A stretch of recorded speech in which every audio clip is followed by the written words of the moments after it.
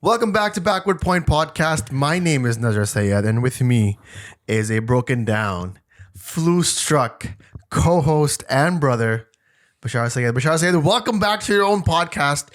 First and foremost, how do you feel? It's been a while since we've spoken to our fans and our listeners and our viewers. Would you mind explaining why there was a game? There was a bit of period where we weren't live anymore because the criticism is that ever since Pakistan got knocked out, we got knocked out. Anything to say about that? Well, the reality is that I was knocked out.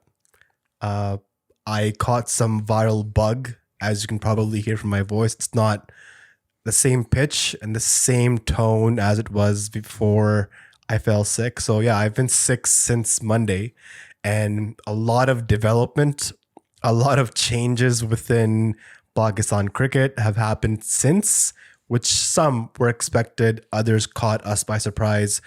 We were scheduled to do a World Cup semifinal preview and then reviews of those matches. We mentioned in the last podcast, these will be forthcoming, but obviously I was so severely sick, bedridden, could not talk, could barely move, couldn't think straight.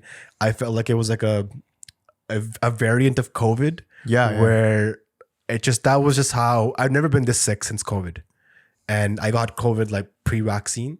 So I was just down bad, man. Yeah, it was a tough one. And, when the world needed him most, he vanished type situation.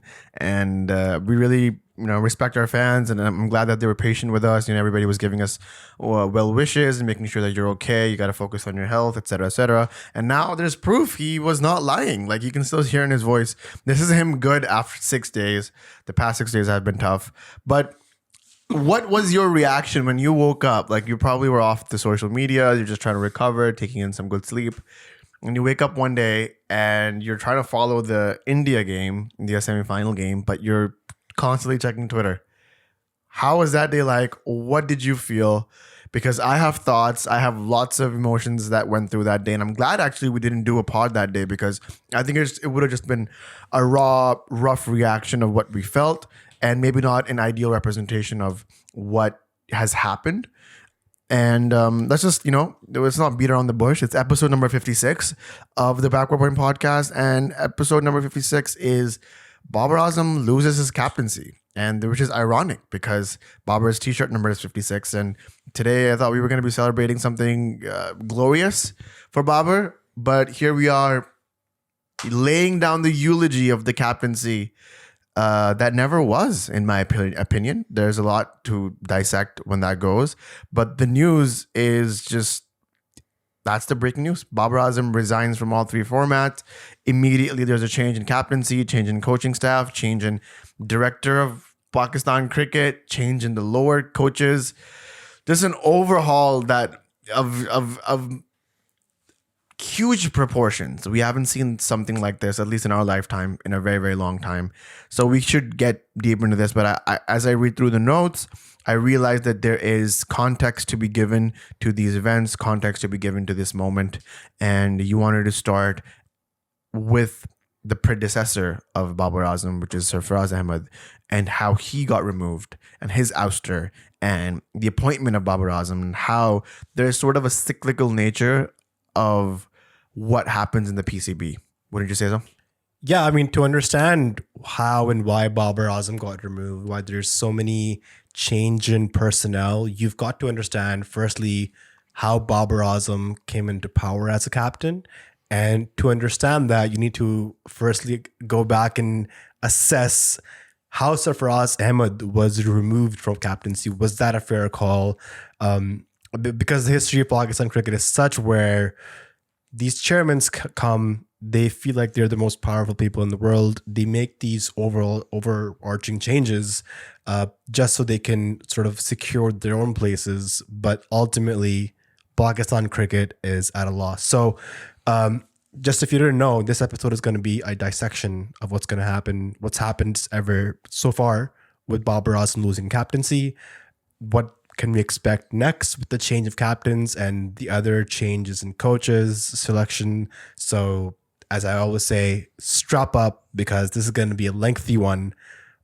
So diving straight into Sarfaraz Ahmed, and his captaincy record, and did he firstly deserve to be removed from captain or not. Just going through his stats as a test captain, he captained 13 matches, 4 wins, 8 losses, 1 no result.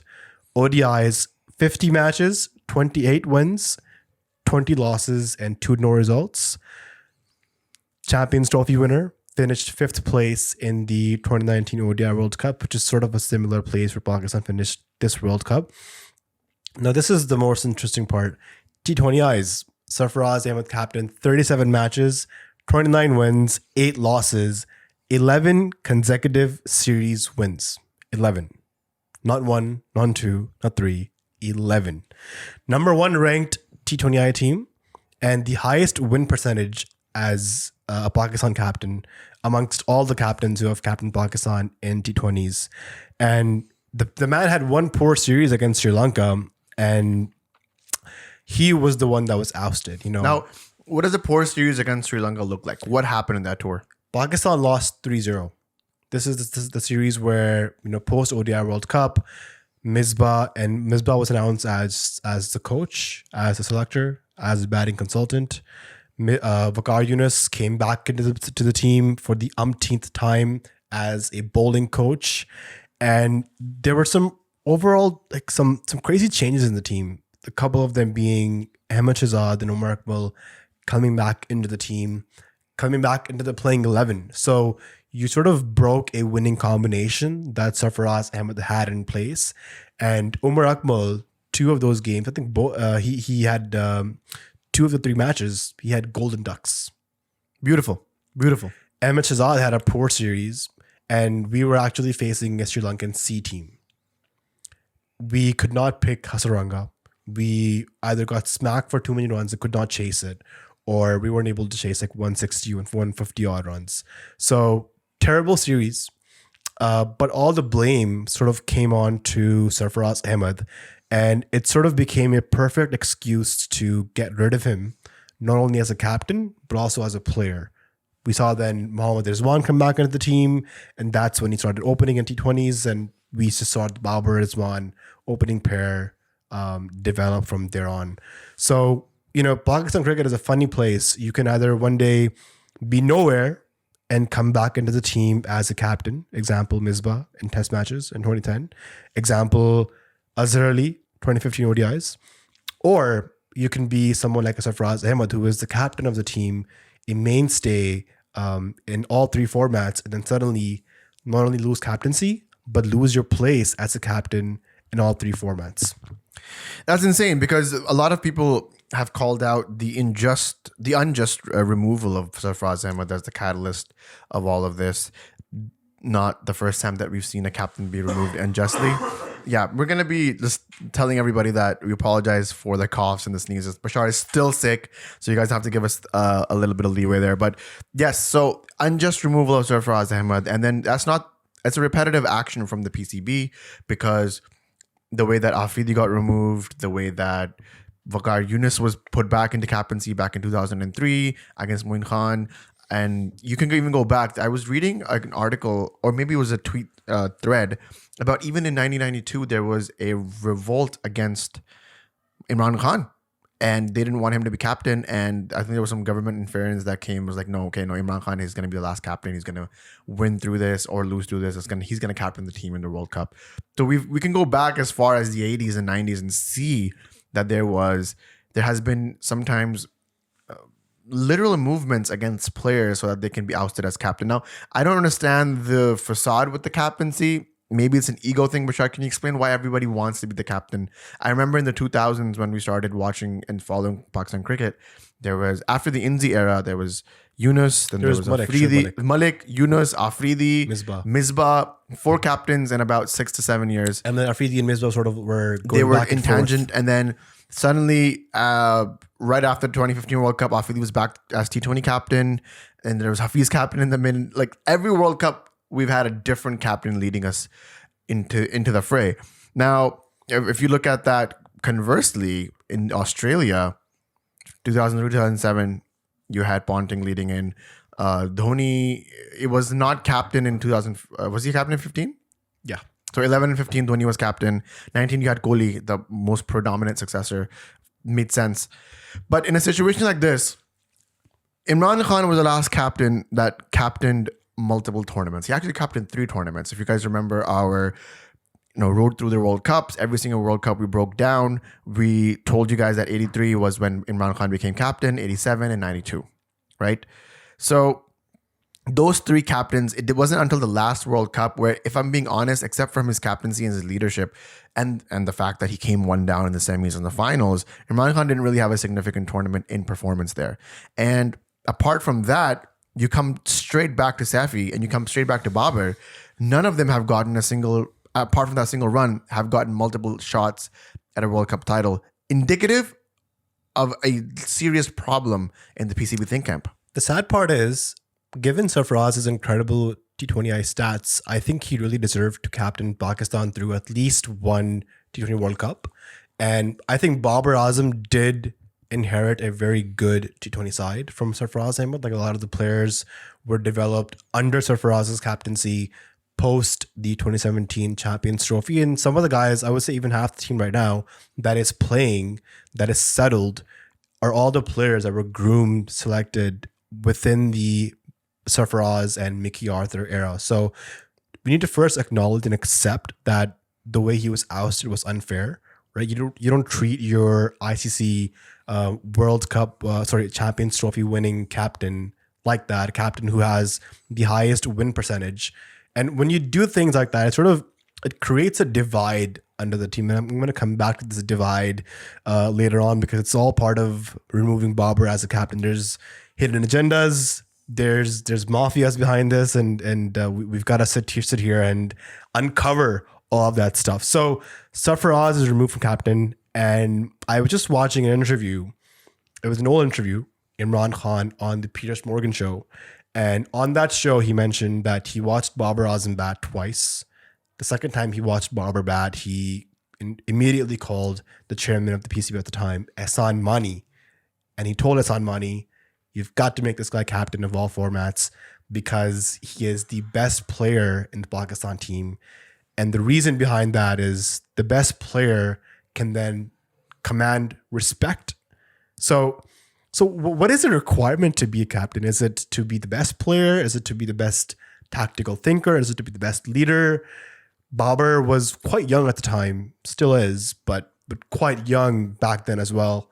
I think 25, was he? 25, I think. Yeah. And, PCB has a history of, firstly, not grooming captains properly, and we'll get to this as well, but giving captaincy too early to good players who could have been great players. Example, Shoaib Malik oftentimes comes out and says that him accepting the captaincy in 07 was too early for him, but he didn't know as much. And, when he was also 25, 26 at the time. He was 25. Yep. Same thing with Wasim Akram. He was 25 at the time when he was given captaincy in 93, and he didn't know anything about captaincy back then. I read his book, Sultan, and that's one of the regrets that he has. And Shoaib Malik in his interviews mentions that him accepting captaincy is one of his regrets. And if he could go back, he would not take that decision. So for Babar to be given the captaincy without properly captaining any domestic side, he, I think, even played for Karachi one season after captaincy as a regular player.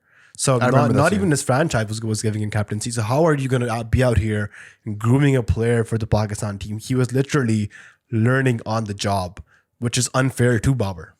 And even with that record, he goes on and goes to 4 knockout stages, 1 final in the Asia Cup, 1 final in the T20 World Cup, 1 semifinal in the T20 World Cup, and I believe a quarterfinal. Or he went to 3 or 4 knockout stages. Am I missing something? Yeah. So 2021 semifinal, 2022 Asia Cup final, yes, 2022 World Cup final, and then 40-20s, and then no finals after that. No. Yeah. True. Okay. And then Asia Cup, you had a second round exit. World Cup first round exit. True. Okay. So three playoffs you went on to make as he's learning on the job. So you give the guy the first couple of years. So 2021, you give the guy a formation, sort of a template to, go out there, make your mistakes, learn on the job, but we want you to be ready for the 2023 World Cup. That was probably the thought process. Now, I'm not super against giving Babar the captaincy. I'm against the way that Sarfaraz got out, but that's fine if that was on your plans. That was supposed to happen. You give the guy to the next. I agree with Imran Khan here. You give it to Babar. What I think was just Babar just needed a little more time on the field, try to understand the way that the captaincy works, the hat that you put on basically when you're fielding, because you can say a lot of things about Safi. Sarfaraz may not be a really good player, and he may not go into the history books as the greatest keeper or the greatest batsman or whatever, but he was a very aggressive, tactical mind when it came to captaincy. He knew what he wanted out of his players. He knew what he wanted out of his spinners. He actually built a really good team around him. And you could learn a lot from that if you're in that wings. Like, you could give Sarfaraz right there when you oust him, you give him another 6 months, a year, 3 or 4 tours, 3 tours at least, and you tell Babar, this is what's happening. You're coming in 2020. You're taking over. This is what's going to happen. Babar gets to know how, sort of learns on the job, helps, make some decisions, helps see Sarfaraz how he does it. Just stand at first slip and see what Safi does. Basically have a proper transition plan. There we go. Like, we have proper transitions and democracies all around. Why not in the Pakistani cricket team? And you just sort of, I don't want to say a coup because that sounds like political, but one day you wake up, Safi's out, Babar's in. Now Babar has to learn on the job. He does a good job to a 2021 semi-final. I still think that's a World Cup that Pakistan lost, if anybody else, because Pakistan has been playing in Dubai. Pakistan knows those conditions, unbeaten in the group stages, comes into the semifinals, scores 180, like, should have won that game. But whatever, goes out, it's okay. You're a young captain, you rebuild, plays the final in 2022, should have won that. Don't.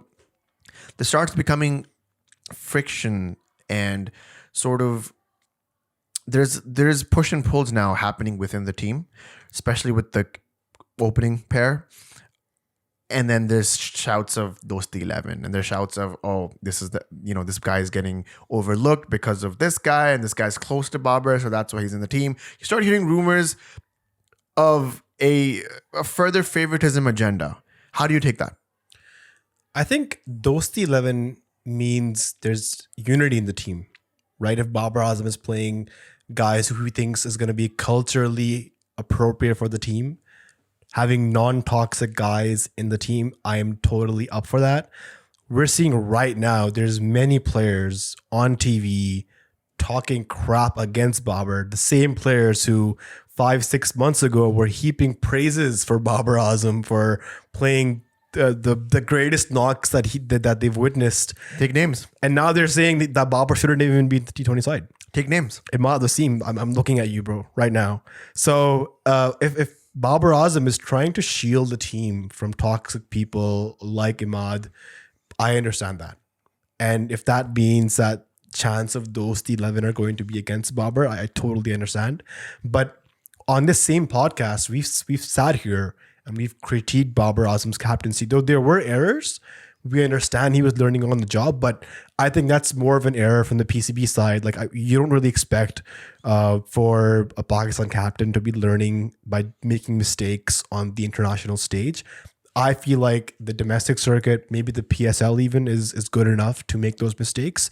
And the Pakistan team is the spot to go out there and deliver. So let's go down Babar's record. He's a captain of 20 test matches, wins 10, loses 6 of them. I think those 6 losses are the ones that sting the most, because that includes home a 3-0 whitewash against an England team. At home. At home. And was it a 1-0 loss against Australia at home as well? Yes. And then a series draw against New Zealand. These are all home games. Yes. You're expected to win those. Mm-hmm. And especially the 3-0 loss, that stings a lot, because England was coming back after 15, 17 years. It was a while. You had a good team. You had Babar Azam, who was the X factor, the mystery spinner. There was no reason for you to lose those games in a roadside pitch where you just had to go and attack, play aggressive cricket. It's tough. Those 10-6 could have been better.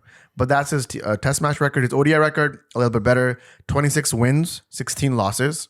Lots of home series wins, 4-1 against New Zealand, 2-1 against Australia at home. So good stuff there.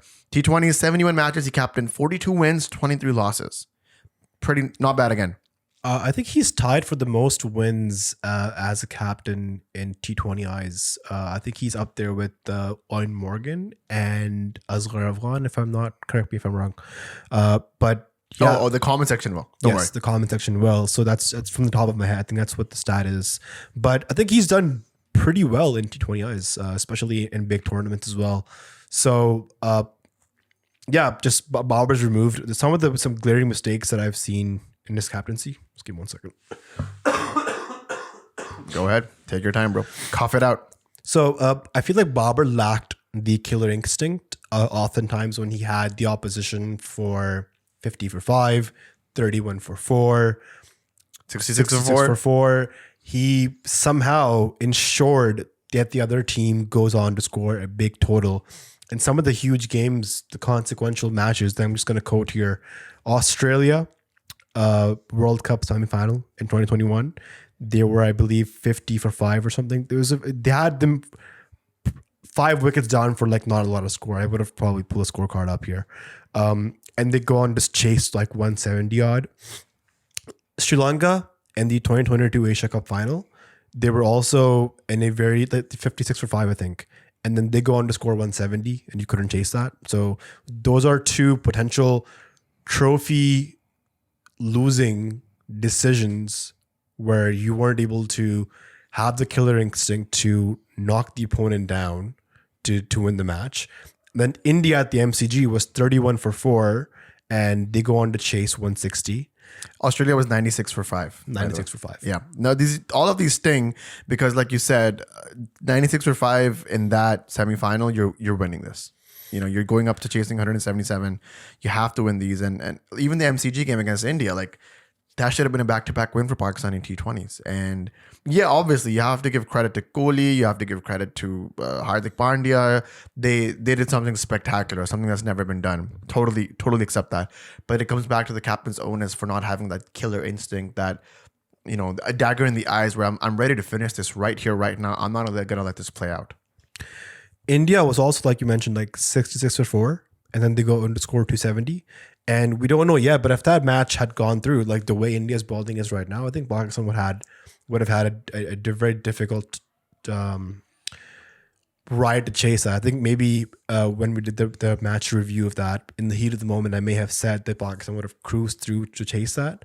But I think looking back, it would have been tough, especially because Fakhar Zaman wasn't in form. Abdullah Shafiq was in the side.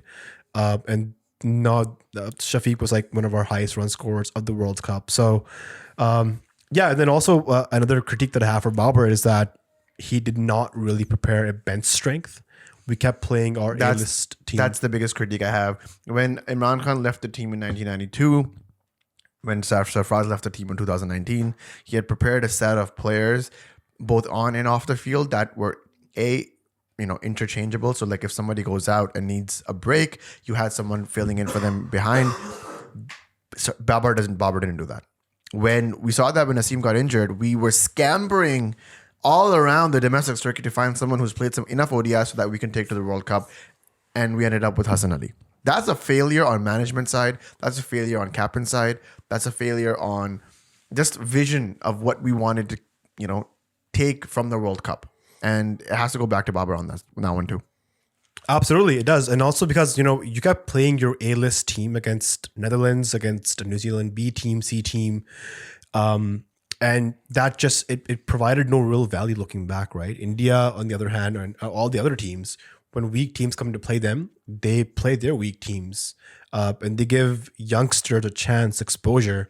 What we did was we gave our youngsters a chance against an Afghanistan team which had top quality spinners in dry and spinning conditions like Sharjah. And it felt like we had hung those guys out to dry. New Zealand came to Pakistan for 5 T20s right after that series. And Pakistan's full strength team was back. I think maybe those same guys should have been continued for that series so we could actually see how they would perform in these conditions against better quality bowling attacks. Or maybe just switch the order. Like send your best against Afghanistan in Dubai where it's dry and spinning, and just have your youngsters try out in the 5-game series against New Zealand at home. That made more sense. But because Pakistan is a nation that likes winning, it cannot stand to lose against anyone. So when you have that sort of mentality, you have moments where an Afghanistan loss turns not into a moment to reflect and learn from the mistakes, but a moment to save seats and save jobs. When that happens, you make reactionary decisions like we did against New Zealand, where I agree with you. There should have been a bench strength tested, deep bench strength tested, not just test 2 or 3 guys, which we did with Amir Jamal and maybe the Honey played a few games, but like go in and just test your bench strength out. Like play an 11 that has never seen, ODI cricket or test match cricket or T20 cricket before. Like go out there and make sure that you're out. Your people are well tested. So when you have a situation like an Asim Shah in 2023, you're ready. You know how to tackle that. Like we still don't know if Babar Ahmed would have been an effective bowler in the World Cup and white ball cricket in general because we've never tried him out. The biggest and saddest what if of Pakistan cricket is Babar Ahmed. He could have either gone in and been the X factor like a Kuldeep Yadav type figure where he comes and takes 15, 16 wickets in the World Cup, in tandem with Shaheen. And you could have had a shot at the semifinals right now. You'll never know. There's also pros in Babar's captaincy. Of course. There's lots of pros. I loved the era. I loved just the general vibe of the team and how it looked like a unit. It looked like all of the guys are working together for one goal under the leadership of Babar, right? It was a young team, probably the youngest team that I've seen and to play in the last few World Cups.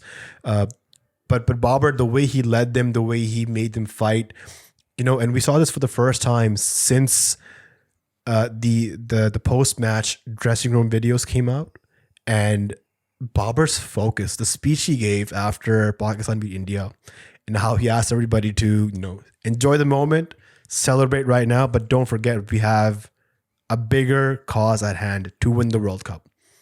Because oftentimes we have won big matches and our guys have just they've been so in the moment of celebrating that they've forgotten that we have more matches to play.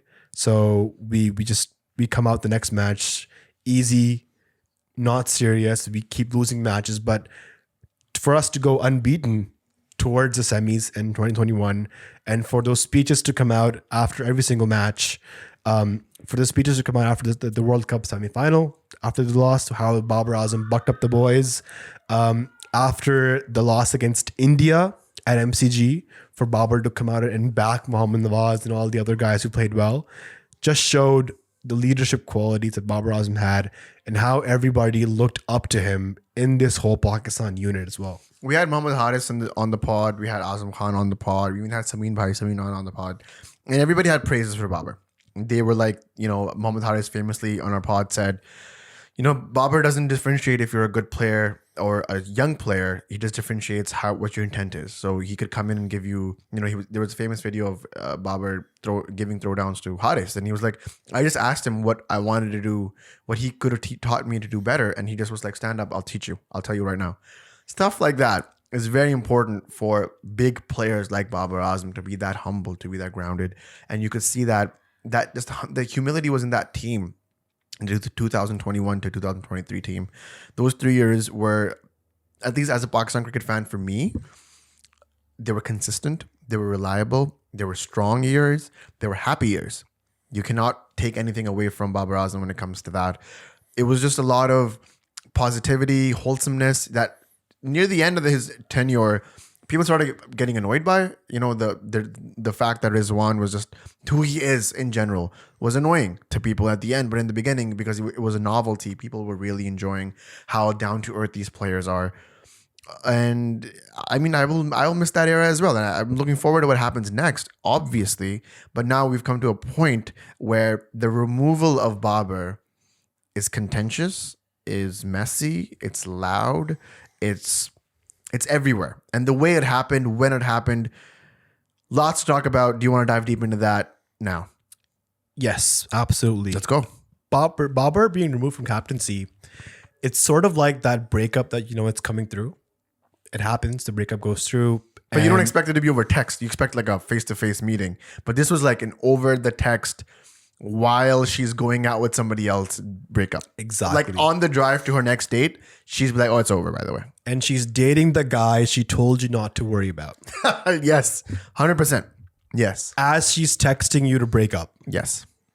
Yes. So we saw it coming, but the way it happened it didn't feel good, right? I think what happened is that the PCB gave Babar an opportunity to either resign himself or be removed.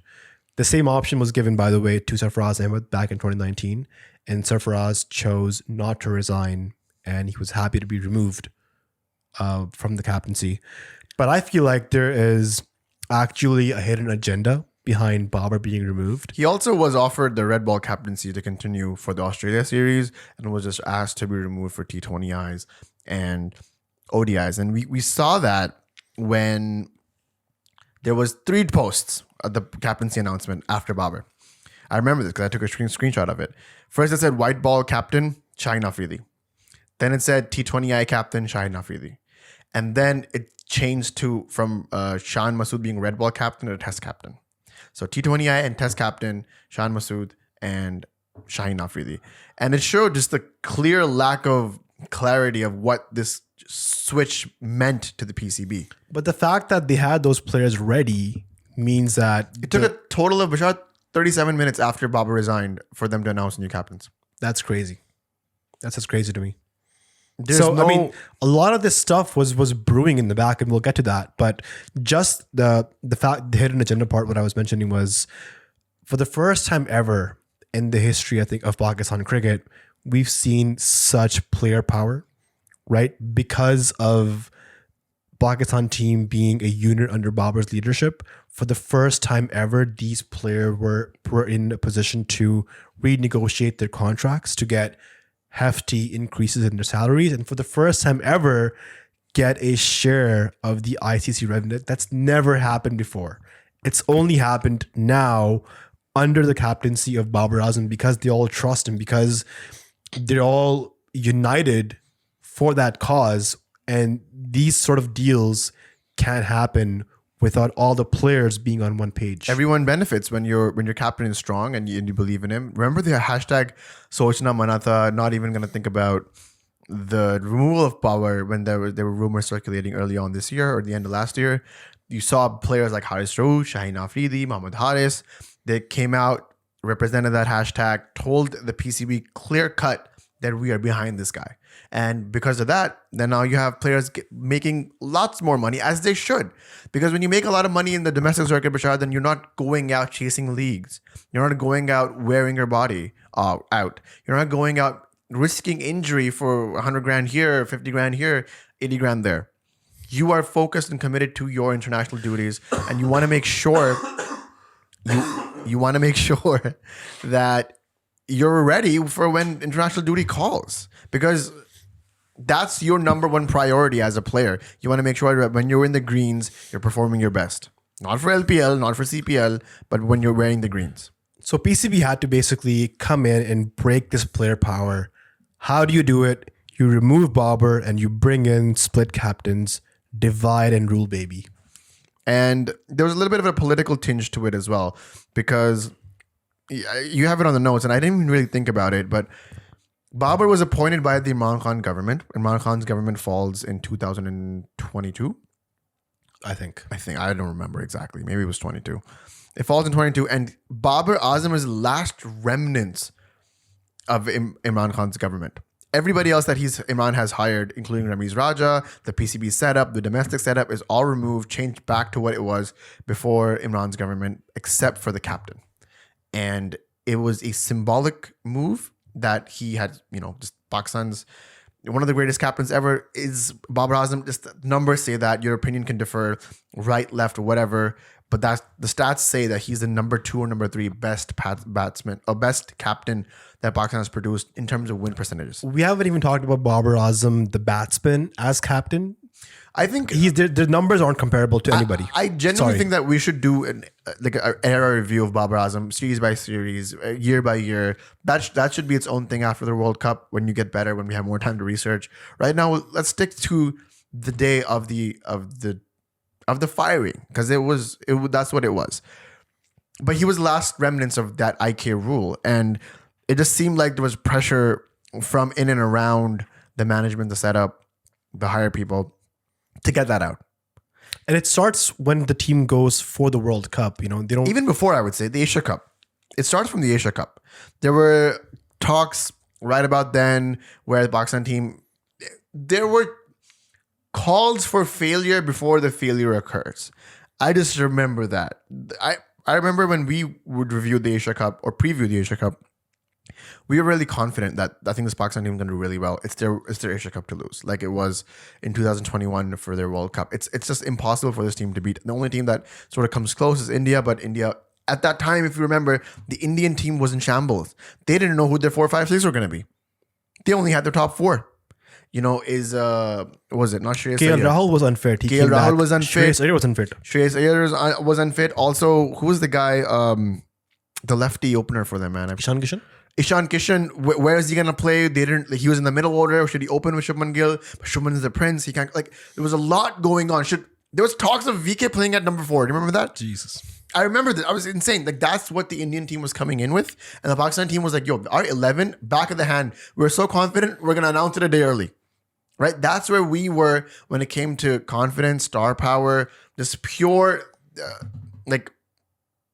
we just knew that Asia Cup was ours. And when certain things started to go into shambles, all the dominoes fell at the same time. Wasim Shah got injured. Fakhr got out of form. Fakhr got out of form. Haris got out of form. Shadab just forgot how to bowl. Nawaz is bowling darts. It was just one of those things where you couldn't believe that this was the same team that went into the Asia Cup as favorites, going into a hesitant World Cup in 2023. It started from there, Bashar.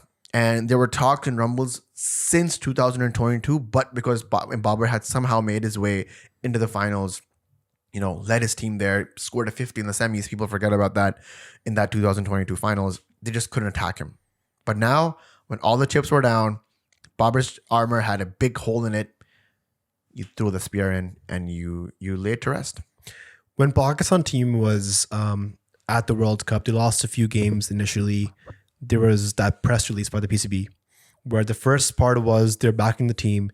The second part was the PCB chairman saying that this team was picked single-handedly by Babar Azam, the captain, and Inzamam ul Haq, the chief selector. So basically mentioning, and the third part was basically once they come back, we'll do some accountability, essentially hinting that let these guys come back and they will likely be removed. Inzamam has resigned because of some investigation. Babar Azam now removed. Do you think Babar should have been removed and been a martyr like Sarfaraz was? Or he did the right thing by resigning? And should he have kept the red ball? No, I don't think there's any point for Babar to have sort of, been a martyr. No, I think Babar leaving with grace was something that we're not really used to. Yeah, that's what I tweeted from the account as well. Exactly. It was a very, very well written tweet. Well, I am a writer. The last Pakistan captain who I remember resigning was Mohammad Hafiz in 2014 after they lost the T20 World Cup in the group stages. So this is sort of unusual for us as Pakistani fans. We're not used to captains resigning. Either captains get kicked out or they retire. They don't resign. It's sort of the same things with prime ministers. And then good one.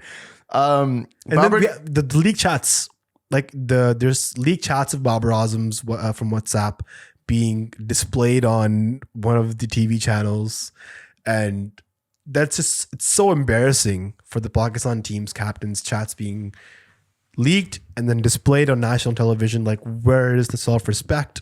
Where is the respect for the captain? So just all of that was creating pressure on Babar Azam.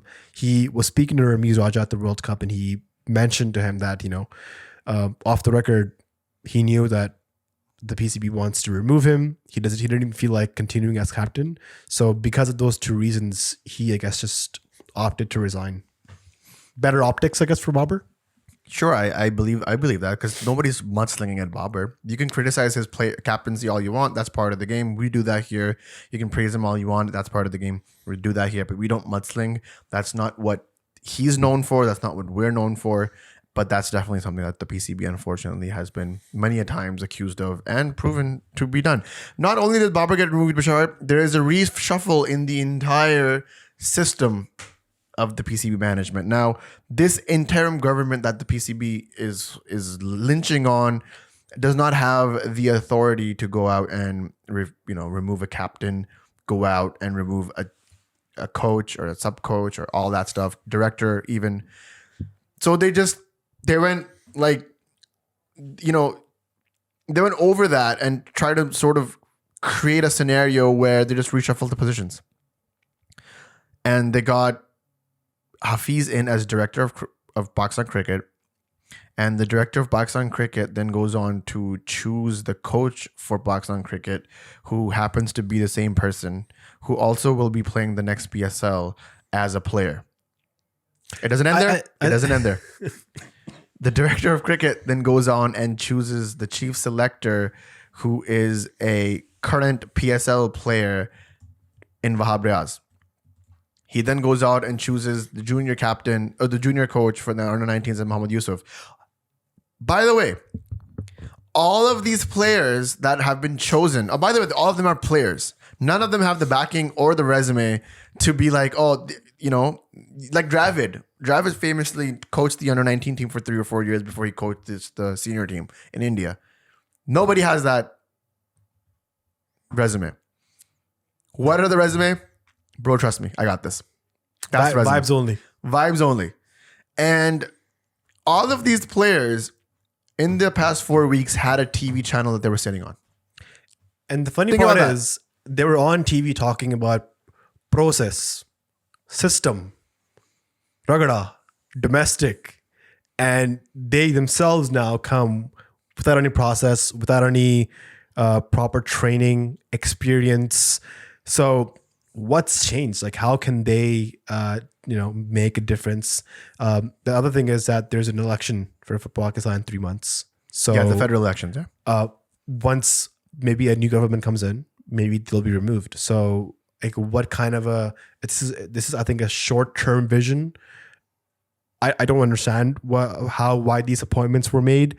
Babar-Rizwan, the chief selector, also Minister of Sports for Punjab. Huge conflict of interest, right? And secondly, Babar-Rizwan, the selector, someone who has not been selected himself the past 3 years. My boy. And the other weird part is 110 against England in Tunbridge. My boy. The other kind of weird part for me is that these are current players like Hafiz, Suhail Tanveer, the junior selector, Babar-Rizwan. They've all played with most of these guys. So it's a bit weird to be working as a selector in higher up authority with guys who you've played with. So there is precedence for this. Remember, Javed Mehrdad was either coach or manager of the Pakistan cricket team in 2000, 2001. How did that turn out for us? Not good. I'm just saying there's precedence that we've seen this before. Javed Mehrdad played with, was the manager or coach of the team, where there were players like Wasim, Bakad, Moin Khan, Afridi. He's played with all these players, bro. So it's weird. Like, it's like it's that episode of The Office where Michael Scott, who's the boss, wants to chill with everyone at lunch. And everyone's like awkward and weird. And I don't know about that. I don't feel so comfortable about him making jokes. Like it's one of those things. It's too close to be, it's too close. You know what I mean? It's just not far removed enough for this to be taken seriously. And so I don't know how this will turn out. I do know that Hafiz is a good cricketing brain. They called him the professor for a reason. He does have cricket knowledge. He does have tactics. He's, one of those people that's well-spoken. He can go out and maybe re-energize his team in some way. It's good to have a coach that is also the same native language speaking. He will bring in new ideas. Lots of positives can come through this, but will they is the question. Speaking of, Hafiz being well-spoken, actually, one more thing, Mohammad Yusuf was announced as the under-19 coach, yeah. Which I felt like it's a good addition. Sure. I don't mind that. He can teach the guys proper technique at the lower level, which hopefully we can see the results when they come to play for Pakistan. Yeah. Yusuf is one of those guys that I'm okay with. And I feel like that's a better way to come.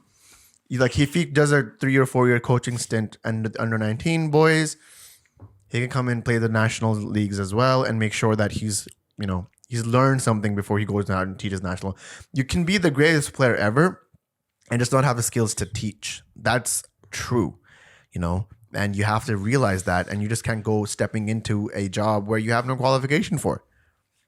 That's just my 2 cents on the whole That's situation. the same criticism I had for Misbah ul Haq when he came as the selector, the coach, the batting consultant, and then eventually for Yunus Khan as well, who came as the Pakistan batting coach. Like, it was these guys' first ever assignment. Like, why do they want to come to the Pakistan team? Why not go and coach Sindh 11, Karachi Whites 11, Lahore Blues 11, right? Start from the ground up. It's not glamorous enough, not enough pay, too much quote unquote khwadi, as they call it in Urdu, which is like just too much hassle to do that, to come up through the system. If you can just cut through the line, then why not, Bashar? Would you if you were given the opportunity to coach Pakistan right now, would you take it? No. You have the gear for it. Yo, the merch. The merch. You have the merch for it. PCB.com.pk. Yeah, why are we separate? No, don't go there. They're not sponsoring us. Bro, we need a discount code. Something like that. After this episode, we're getting no codes, bro. We also saw changes in captains. Obviously, we need to talk about that. The first big one was Shan Masood being announced as Pakistan's test captain. It was only big because we have a huge series coming through. Did Babar ever captain in Australia as a test captain? He did. When? I think he did. 2020. Like when Pakistan toured Australia, he was the captain, right? I'm pretty sure he was captain. I would love to. Didn't he break his arm in one of those series? No, he broke his arm against England in 2018. Zealand, no? He broke his thumb against New Zealand. So was it that not the same series, or was that a different series? Different series. Let me just double check that actually. We probably went 3-0 in that series again as well, right? Of course. We didn't win that. I mean, 3-0 losing, obviously. I mean, if that wasn't a given. But Shan Masood comes as captain. Here, Bashar Shan's stats. Ready? 30 tests this man has played. 1,597 runs at an average of 28.54 with 400s. Man is 34 years old and is Pakistan cricket's new red ball captain. Just to answer the first question, Azhar Ali was the captain, not Babar Azam. So Babar Azam got red ball captaincy after Azhar Ali went through. Yes, probably. So I think Babar got the captaincy after Pakistan lost to England. This was the COVID tour they had. Yeah. And then Babar became captain after that tour in red ball. Actually, he became the all-format captain then because he was the white ball captain before that. And then eventually the red ball captaincy was also given to him. So yeah, just back to Shan Masood. 28 average, 30 test matches, only 400s, 34 years old. Does he even have a place in the 11, let alone being in the team as a captain? I remember this was coming up when he was given the vice captain nomination against the New Zealand series, where people were like, why is he the vice captain if he's not even he doesn't even fit in the 11? And you could see that the PCB was really pushing that since then. It's been about 6 to 8 months, maybe even a year, since they've wanted Shan Masood to be in the captaincy role in some way. Now, in Shan Masood's defense, Shan Masood's a great List A domestic player. Really good county player. He captains there. Really good List A player. You know, he just, in the Pakistan Cup and in the Qadi Azam Trophy, he did some spectacular runs. He's well known in that era as one of those players that has been scoring a lot in the background, but just somehow is not able to translate it in the foreground. Would you agree with that? Shan Masood is like Shafiq Ahmed Papa. Jeez. He's a very old first-class player. 6 test matches for Shafiq Ahmed.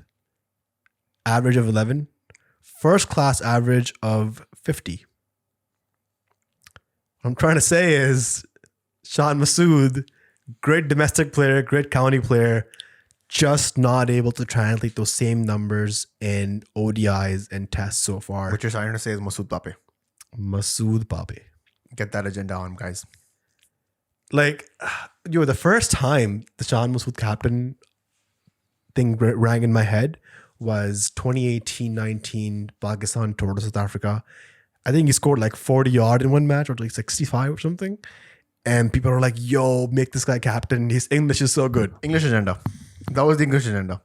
So if your English is good in Pakistan cricket, you just want to be captain because you can speak in the press conferences quite well and, against the English reporters. That's sort of the insecurity that the Pakistanis in general have, and it translates over to cricket, obviously. That was a bad call then.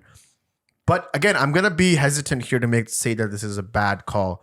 Masood playing one down, Babar second down, your openers with Who's the opener right now? Actually, in Pakistan cricket is it Imam and Abdullah Shafiq. Abdullah Shafiq, right? Not a bad top four. What do you think? I think Imam in Australia is going to struggle. But like if he's struggling It's horrible. against short pitches in India, imagine what's going to happen to him at the Waka. Saim Ayub? Could be. Too early. Maybe. You never know. I mean, just throw him into this fire. Really? You'll burn him. You're trying to sacrifice the Saim Ayub right now? Bro, just, give him a chance. Okay, so Saim Ayub is so good that he can serve Pakistan cricket for the next 10, 15 years. Maybe more. Maybe more. Because after he retires, he's going to be the coach. Invest into him starting right now. By throwing him into the Waka? Why not, bro? Why not?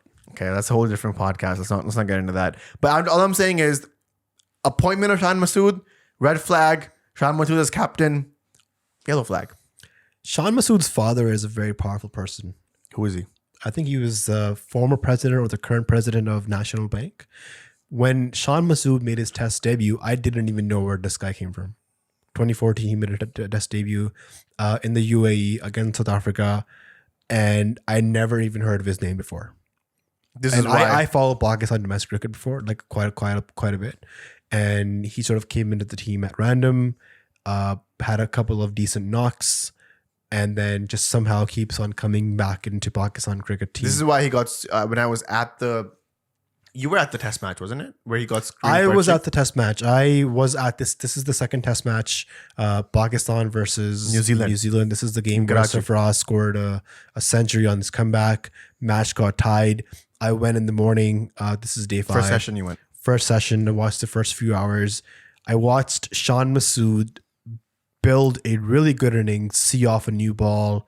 He scored 35 off 66 and just played the most stupidest shot you could ever imagine. Goes down the track, hits it in the air, gets caught. And As he was walking back, what happened? I mean, Kids were screaming Barshi. it is what it is. I saw the same thing at the National Stadium a few months after that when New Zealand, it was the 5th ODI, I believe, and he came in and he went out. Perchi, all around, 30,000 people. See, he's been given a lot of opportunities. 30 test matches and you're still averaging 28. That should be the end of your career. I'm very sorry to say you don't belong to this level if this is your stats. You can only keep persisting with domestic and county stats for so long. There comes a point in someone's life where you're like, man, I just don't think you're cut for internationals. And for test matches, so far, looking at Sean's stats, he has to prove me wrong. Otherwise, 28.5 average, 30 test matches. He's also 34. He's 34. You have in the notes here, it says, how is this future looking? Good question. How is it? Maybe what the thought process is that we have a tough tour of Australia coming through. So maybe post that tour, Shan Masood will be dispensable. I heard through the grapevines that he is going to be the captain for the whole WTC cycle. Oh, okay. Yeah. Well, see, maybe tactically he could be good just because he understands numbers and he's well educated. So he may be able to understand those data points and translate them to the team. But just from his own performance point of view, he might be struggling and the team will have a hard time respecting him if he's not able to go out there and perform and score big runs for the team. The next captain we saw coming from a billion miles away. You could be at the sun and you could look down at Earth and it says Shaheen Afridi as T20 captain. Shocking for you at all? Not really. No, even though I was kind of in favor of him being captain, but Because you have a fastball agenda, fastball captain agenda. I do, but I also have a Rizwan agenda. I think Rizwan would have been a good captain for at least test matches because he was also your vice captain. So you were sort of grooming Rizwan as the next captain. There's an anti-Rizwan agenda going on on Twitter, inside the PCB. What do you feel about that? Yeah, It's quite evident because he wasn't given any captaincy anywhere. ODI is still reserved, so we don't know what's going to happen. And Pakistan isn't playing any ODIs in the next 12 months, which is shocking. That's a whole other podcast. I mean, there's like 3 other podcasts we have to do.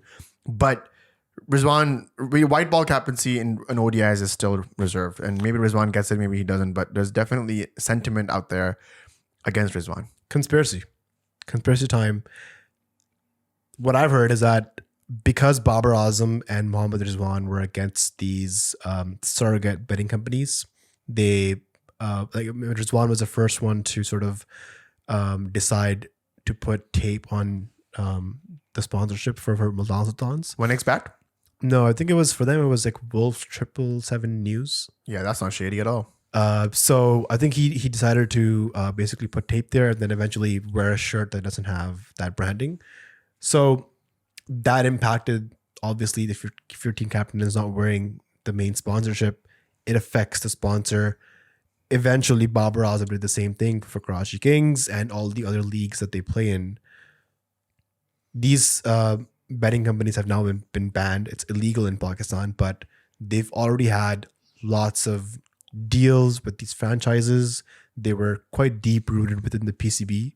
When I went to watch the test match, there was branding of Dafa News everywhere. When I Googled it, it takes you to Dafa Bet. So betting is illegal in Pakistan. Babar and Rizwan were against this, and eventually the government of Pakistan banned it. There was losses of millions of rupees across TV channels, across Broadcasting franchises. And I think what I've heard is that these mafias are now back with taking revenge by ensuring Babar gets removed as captain, and now Rizwan doesn't get rewarded by any captaincy. But can they affect Shaheen Afridi ST20 is my question. Can they? Is there a Shaheen Afridi agenda against them? Is what I'm trying to see. Well, Shaheen Afridi has proved himself to be a 2-time PSL winning champion, right? He made Lahore Qalandars champion. The same Lahore Qalandars who had gone 5 seasons not winning or finishing at the bottom of the table. But the only criticism that I have of Shaheen, obviously, yes, credits to his leadership, the way he's performed himself, the way he has led the team. But also, Lahore Qalandars, let's face it, they're a super team. When you have Fakhar Zaman, A.B. de Villiers, Sam Billings, David Wiese, Shaheen himself, Rashid Shafiq. Khan. Yeah, Abdullah Shafiq. You said A.B. de Villiers. Did I? Because you wrote ABD in the notes. Bro, Abdullah Shafiq. Not ABD. Abdullah Shafiq. And then their bowling is David Wiese, Shaheen Afridi, Rashid Khan, Haris Rove, Zaman Khan. How do you score runs off these guys? Right? This is a super team. So I'm not saying they're winning just because of this team, but it is one of the big factors. But he built this team. He did, but so They lost a lot of matches with them, with these same players. can he build the same team for Pakistan? It's a question. I say yes. Why not? But then we always come back to the Shan Masood question. Does Shaheen Afridi even have his own space in the team right now? He's bowling 130s. He looks fatigued. He looks tired. You know, I keep going back to the T20 2021 World Cup, and I cannot believe this boy was bowling at 151. And you go back and you see him bowling against any team in this World Cup, 133, 134 was his average. Shocking. So there's a big question on Shaheen himself, not as a player. He's definitely a generational talent. I'm talking about fatigue. I'm talking about load management. It's like I'm talking about Kawhi Leonard. Honestly, it's like shocking to me how much him and Kawhi Leonard's career resemble, just about load management. You know, Kawhi Leonard, one of the greatest basketball players, should have been. Only has 2 titles, or 3 titles. Maybe he has 2 titles. One with a fading, killing Toronto Raptors team, and one with a really hot Spurs team. Same thing with him, Shaheen Afridi. He's one of those players that's a generational talent, but his load management is just nowhere to be seen. Like, he needs to sit out a few series. He needs to get back into the rhythm. He's just going back to back to back. There's no way you don't take him to the Australia tour, and now he has 5 days to play in Australia. Actually 4 if you play him in the game against, I think, New South Wales team. Like, where is the downtime for this guy? As soon as he's going to come back, there's the PSL. There's no way he's not playing in the PSL. Before the PSL is playing the ILT20. Why? Money. He's a platinum player. PCB is paying him a lot of money. He can set out the ILT20. You know what I mean? Yeah. I don't know. That's just my opinion of this whole situation. I don't mind Shaheen as a captain. I think he has a good cricket brain. He's aggressive. Fast bowling captains are few and far between, but Pat Cummins is a great example of how they can succeed. I have hope in Shaheen, and this is the format that he shines in. It's just, what about him as a player? His individual performance. Where does that rank? Is that going to be affected? If Shaheen does not look after his body, if the PCB doesn't do proper workload management, Shaheen will break down as he is right now as we speak. And we might not even see him play like past 26, 27. He's 23 right now. I was just watching Virat Kohli on Star Sports, the whole Diwali miracle episode of him talking through his innings against Pakistan. And part 2 of that, Virat Kohli mentions how in Shaheen Afridi's second spell, he could see Shaheen Afridi's limping. He's just jogging through. He's down on pace. He can't land the ball where he wants to. Point 1. Point 2, when in the last over, Virat Kohli gets bowled off the free hit, the ball goes to Shaheen Afridi. Again, he mentions that he saw Shaheen Afridi limping, trying his best to jog through towards the ball. And because he was jogging so slow, he was able to run 3 runs. I was the biggest anti-Shaheen supporter when Shaheen decided to come back for that T20 World Cup. I felt like it was too soon. He's needed to recover properly, which it didn't. And later on, he further injured it to again come back for a PSL. So just not worth it, in my opinion, because Shaheen is destined for greatness, but only if he looks after himself and his body and his knee. I think it's going to be a interesting few series coming up. Pakistan, I think, is going to New Zealand in January for T20s. And then we just have back-to-back T20s up until the World Cup in June. So exciting times ahead. I back Shaheen Afridi to prepare an incredible T20 side, and we'll talk about that when the time comes. So let's wrap it up. This whole fiasco that happened with the change of management, change of coach, change of captain, how do you feel about it? And just in general thoughts. We went in specifics. We went through every single thing. We went through context. We went through, all the players that were involved. But how do you feel like it in general? Are you hopeful? Are you optimistic, pessimistic? How do you see this playing out in the next 6 to 12 months? I'm concerned for Babar Azam's mental health. I don't want what happened to Virat Kohli post-captaincy what to happen to Babar Azam. Right? Virat Kohli struggled for a long time because I think he didn't get that proper closure in captaincy. He wanted to step down for T20 captaincy, but eventually all format captaincy was taken away from him. And I think that just sort of had a toll on him. And cricket at this level is a mental sport. And I think Babar Azam has to go out down now and break every Pakistani record and then every world record He possibly can. That's the only way out. Yeah, I feel hesitant, but cautiously optimistic about this change. I don't know how. I need to see results. I am not really hopeful about the Australia series. We'll talk about it as the days come closer. But I really hope that Shan Masood can go out and perform and make something out of this team, even if it's a draw. I'll take that at this point. And obviously, the well thoughts for Shaheen Afridi. I think he's one of, like I said, generational talent, and he should go down and win this all. He's an aggressive captain. He has LQ backing him up. He has a back-to-back in LQ. I have a good vibe of it. I just want his individual performance to be up there as well. I think this is a good place to end it, Bashar. Any closing thoughts before we call it quits?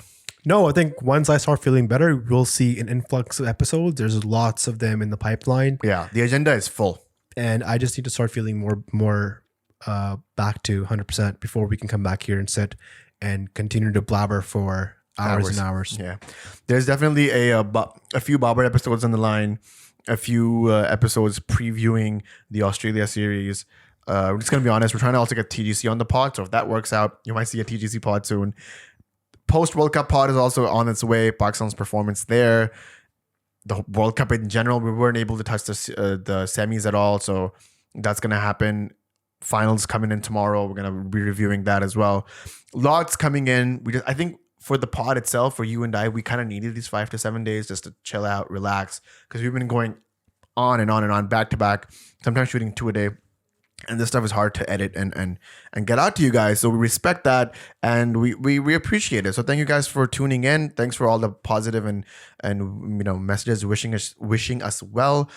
If you guys want to join the community, definitely check out the Patreon bottom below. That's the best way to join the community. Help support the podcast and join the community. The Discord servers are down as well. And, we're shooting we're actually going to go on video call next week. We're supposed to go this week, but Bashar is sick again. But next week is our live video call with our Patreon subscribers. So if you guys want to join that, say hi to us and talk about cricket with us, that's the best way to do it. Join the Patreon.